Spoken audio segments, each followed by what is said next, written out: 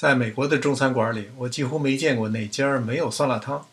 配菜各有不同，调料也是不尽相同，有放黑胡椒、白胡椒或辣椒的，放肉不放肉，白醋或香醋，老抽或酱油。我今天做的这个酸辣汤也是有我自己的特色。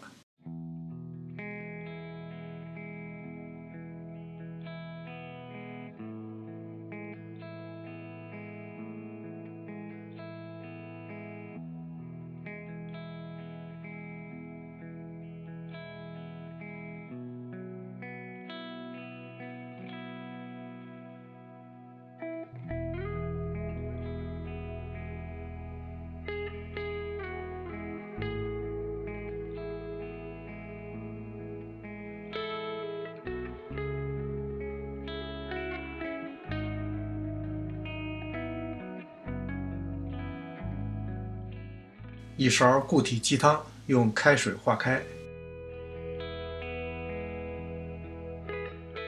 这是一大勺番茄酱，也一起化开。烧一锅开水，先焯一下豆腐丝。焯水的目的既能够清洗，又能够去除豆腐的腥味儿。放在滤网中，操作起来就比较方便。煮大约2分钟就可以捞出。立刻放到凉水中，防止粘连。接着把笋丝和木耳丝也焯一下。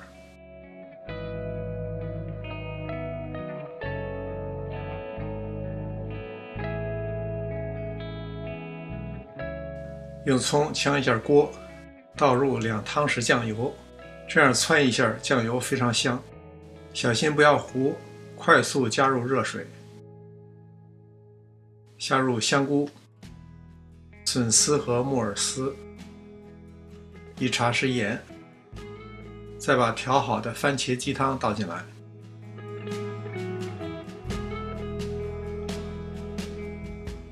搅匀以后盖上盖，煮2分钟。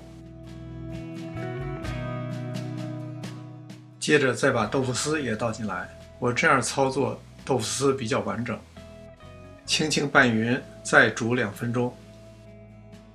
再来调一下味儿，白胡椒粉半汤匙，香醋1汤匙，白醋1汤匙。水淀粉勾芡比较关键，要慢慢倒，不要一次全倒下去。随着轻轻搅拌，观察一下浓稠度，看看是否要继续添加水淀粉。我觉得自己在家做就不用放太多，像这样就可以了。撒蛋液的时候，越薄越匀越好。如果用碗咕咚咕咚往里倒，鸡蛋可能就会形成块状。只要鸡蛋一凝固，立刻关火，不要搅拌，撒上点葱花，再放一点香油，再来一点香菜。好，制作完成了，酸辣适度，色泽艳丽。这一锅香喷喷的酸辣汤，您一定会喜欢。临走前别忘了点赞订阅。